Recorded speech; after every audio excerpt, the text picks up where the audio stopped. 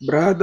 Wa lagi. Chill lang sa ato diri sa balay kay wa lagi tay kwarta. Unya ningon si Papa nga amo lang daw kuno hinluan tong pugaran kay perti na daw naghanag bunhok. Ug wala ka kaila sa bunhok, mo na siya tong kuto sa manok nya. Di naman gid siya luman sa mga manok kay di naman gid sila kaagwanta. Maong amo nang gikuha ni Papa ug amo na lang gisunog ug ipaasuhan. Unya paguman, amo na lang gisigirgit ni Papa ang balot pati ang daot. Unya ang mga bugok amo na lang gisunog kay perti kabaho gid bay di magwanta. Medyo ubay-ubay pud among nakuha nga itlog kay di makamungaan mangud ang wala na balik og lumlum. Unya dayon gisugdanan na rin ako ang urimot kay magadubo lay og balot. First time pud nako magluto og adobo nga balot. Wala ko kabalo unsaon pero ako ra gyapon gisulayan. Kauna-una ko ani kay nakita ra pud nako ni sa YouTube. Sulayan na pud nako kaya ba nako buhaton. Naalay ko diri sa balay, mo gini akong trabaho magluto og sudan birmi. Luto-luto pud okay ra pud kayo kay malingaw man gud ko magluto ko. Diri pud sa bukid sa kahoy gid mi magluto kay tipid man gud siya. Pag init sa kala, butang kog oil, lamas, luya, sibuyas, ahos. Ako ra pud ang gimikos-mikos. Piktan na yung gamay sili para hanggamay. Tuyo bitsin magic. Aw, okay na kayo. Piktan na po na gamay cornstarch para mulapot-lapot po sa gamay. Pag uman ako rin giukad kay mga aon ay gutom na lagi kistanan. Itsaan na yung gamay dahon, patik-atik para gwapatanawon. Aw, okay kayo.